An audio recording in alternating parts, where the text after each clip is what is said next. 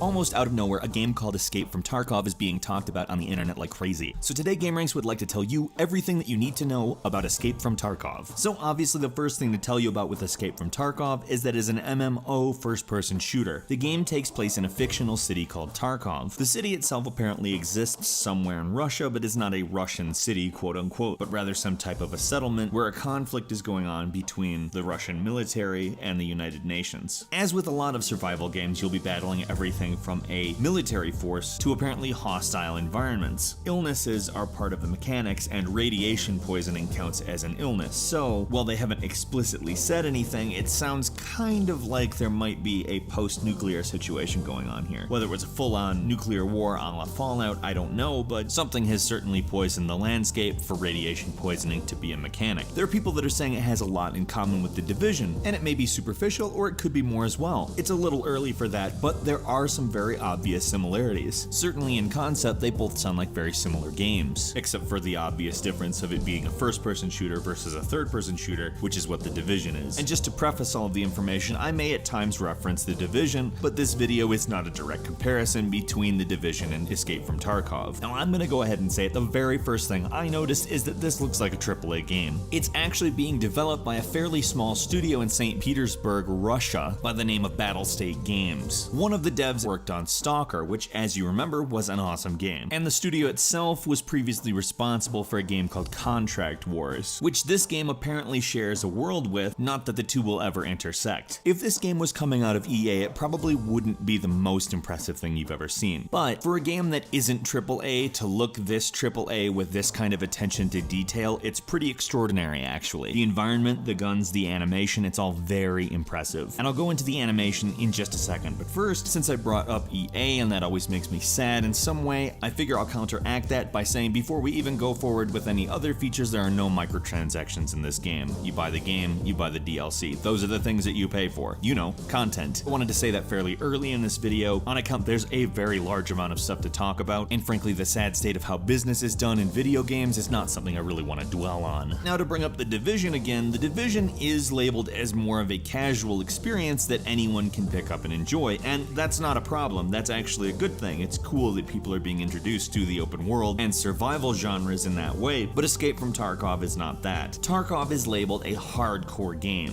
and that doesn't just mean it's easier to die in, the game employs permadeath. Some people argue that makes this much more of a survival game than The Division, and that without having permadeath, you're kind of encouraging an expendable viewpoint. In Escape from Tarkov, you won't just lob characters at a problem, because when they die, well, you lose all your shit. And speaking of that, it looks as though inventory is based on having various containers with you, whether it be your pockets, a pouch, your backpack, or other things. In theory, this would mean you can expand what you can carry by finding more containers. But again, you only live once, so if you find more containers and fill them up with a whole bunch of stuff, you just handed over a real nice inventory over to an enemy, so you're gonna probably want to be strategic with that kind of thing. I'm making the assumption you can probably leave containers in various locations if you want to, because again, this is a very hardcore game that the developers talk about realism quite a bit, and it seems like that kind of an element of strategy is something that you definitely want to engage in. My fingers are crossed because it seems like the possibilities in this game are actually pretty expansive. The combat itself is quite fluid with some very realistic gun mechanics. In fact, in order to talk about exactly how fluid, we need to talk about the animation system. Their animation is a combination of procedural animation with actual keyframed animation. This allows them to do a lot of complicated movement in characters, environments, and the guns themselves that also actually contributes to the mechanics of the game, particularly the gun mechanics. Now, something that seems impressive to people who want to play this game is that a lot of the actions that are done to the guns have multiple animations. For instance, reloading. There is not one single reload animation. Depending on how much experience your character has, they may simply throw the magazine, they may switch it out, they may save the magazine, and that's just the magazine. If that looks varied, shooting has to look varied, and jamming the gun has to look varied, and switching the gun has to look varied. Frankly, there's a lot of animation in this game, and it all kind of seamlessly integrates itself into the game. The character and clothing systems are also very impressive, and the studio posts videos to their YouTube channel that go into pretty intense detail. For a smaller studio without access to hundreds of millions of dollars, this stuff is really impressive, I have to say. It's not just stuff you see up close that's varied, it's also all of the background. And once again, because the studio is not a AAA studio, graphics like this are really impressive. There's going to be a clan system, pretty deep weapons customization, and a crafting element. However, not in the traditional sense that you could find some wood and metal and make a gun. You actually have to find components for a gun, so it's not full-blown Minecraft, so to speak, which is good. You shouldn't really be able to make an advanced rifle out of anything other than advanced rifle parts, and that makes sense. So what exactly sets the game apart? Why are you going to play Escape from Tarkov over The Division? And why are you going to play it over DayZ or H1Z1 or whatever? There's about 500,000 of these games that are out, and frankly, some people consider it an overplayed genre. But if you really think about it, something hasn't really come out that's this big of a jump in this genre. As fun as all those games are, they're all pretty last gen. And while The Division is an impressive game, it's not really the same type of thing. It's kind of being hailed as the same type of thing, but